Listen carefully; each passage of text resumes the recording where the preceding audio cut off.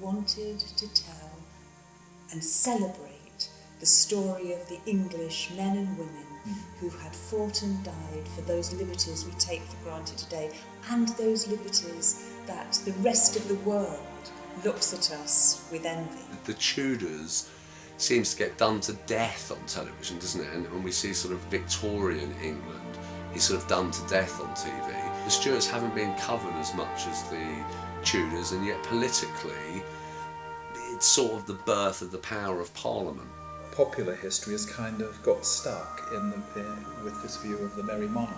And there was massive jubilation at first when Charles was first restored to the throne. It had been a massively turbulent period, and civil war is always particularly ghastly. The ideas that were produced with the civil wars and the freedoms that were gained. And the freedoms that were gained, but they were radical, and we were asking the question really, where did all those ideas go? Because they can't just die.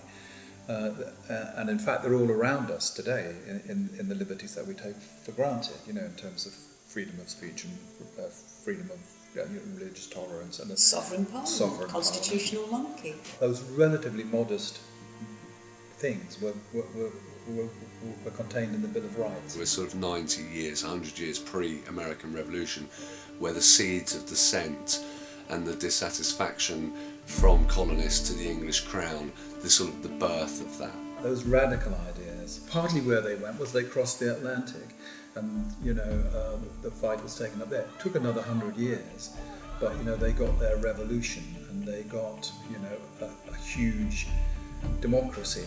We're also talking about the flaws that are in the birth of that democracy. If you look at the Declaration of Independence, the Constitution of the United States, I'm not the first person to say it, maybe the greatest document ever written, for the benefit of mankind. That how something as wonderful as that can be usurped and changed and abused and put in front of people to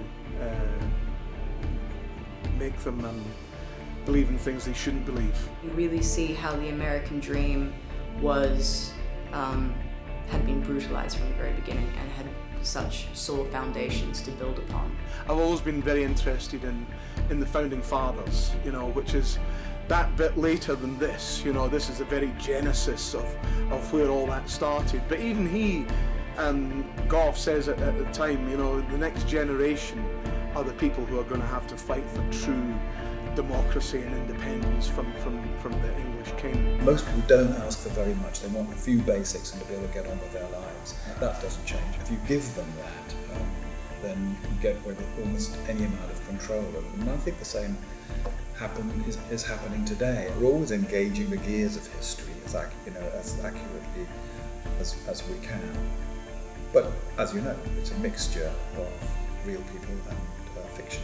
All the real characters in that drama, whether it's Monmouth, Shaftesbury, Ogden and Sidney, it's probably Judge Jeffreys people will know, because he was the famous hanging judge. He was responsible for the executions of about 300 people, I think, in the West Country. He sort of went about that with gusto, and so he's now sort of notorious for that.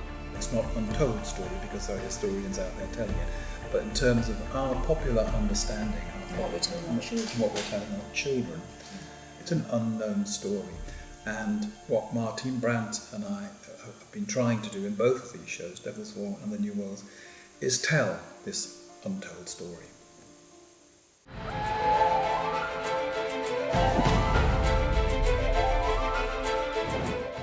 Yes, he is fictional, but his father, William Gough, did exist, so you can draw on that.